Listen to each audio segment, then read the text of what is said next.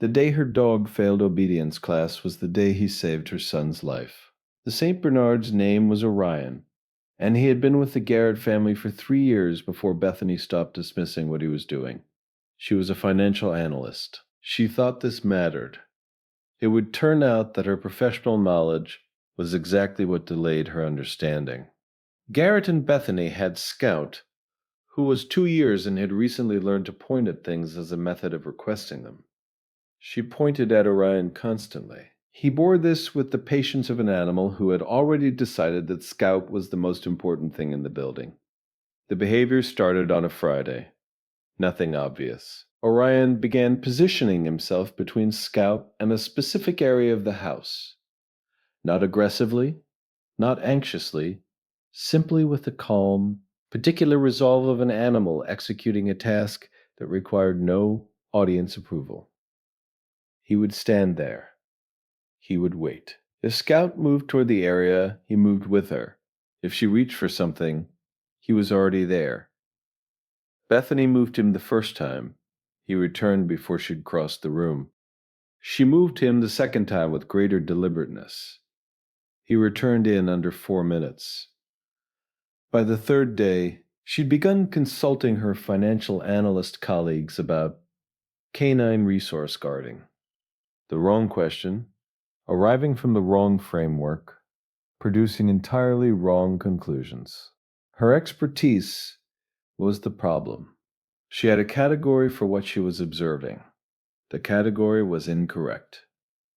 Garrett was less certain. He had no professional framework to apply, which meant he was watching what was actually happening, instead of watching for confirmation of what he already thought was happening. He mentioned it to his brother.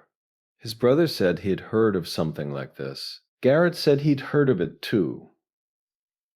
Neither of them said the thing out loud because it sounded like the kind of thing you didn't say until you had proof. On the 7th night, Bethany sat on the kitchen floor at 11 p.m. with her back against the refrigerator, watching Orion maintain his position near the area he'd been attending to all week. She had a cup of coffee she wasn't drinking.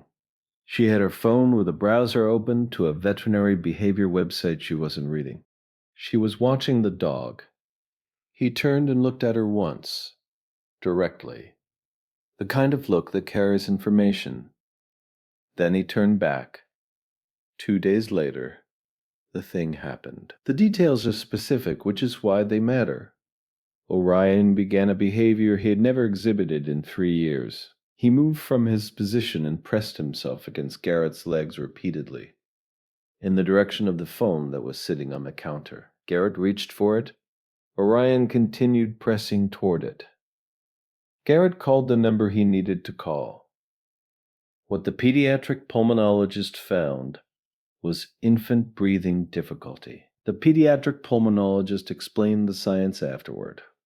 Dogs can detect the change in respiratory chemistry during RSV onset. The window between detectable and symptomatic, in this specific case, was the window in which Orion had been standing in exactly that spot, in exactly that position, for exactly that many days. She had been in distress for hours before the monitor alarmed, the pediatric pulmonologist said. Bethany wrote it down, not because she needed to. She would remember it without writing, but because she needed to do something with her hands in that moment. She had a category now. The category was, I had a professional framework that was wrong.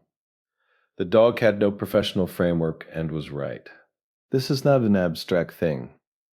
The family went through the math together later.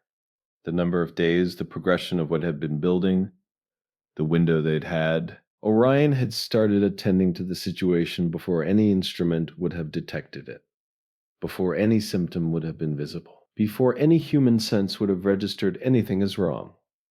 He was working from a different data set. The family modified the house. They had the inspection. They followed the protocol. They thanked everyone they were supposed to thank. What they couldn't do was fully account for Orion's contribution in any of the official paperwork. There wasn't a field for it. There isn't a field for it. The pediatric pulmonologist put early detection in the report. Early detection is accurate. It is also incomplete. Bethany sits differently on the kitchen floor now. Differently than she sat in the beginning of this story. Lower. More settled, with Orion beside her instead of across the room from her. She had 20 years of professional training. She had a dog who'd been paying attention to things she didn't have instruments to measure. She doesn't say she was wrong. She says she was working with incomplete data. Orion has no opinion on the distinction. He is busy attempting to scout, who is 2 years and has recently learned that pointing at the dog works somewhat better than pointing at most other things. He is patient with her about it. He has always been patient. Has your dog ever done something that didn't make sense? Until suddenly it did. Tell us in the comments. Subscribe so the next story finds you before the noise does. The family did not make a sign or post a notice or tell the story more than necessary in the weeks that followed. What they did was watch the dog differently. Not with more suspicion, with more attention. The attention you give something when you understand has been paying attention to you for longer than you realized. That shift costs nothing and changes everything.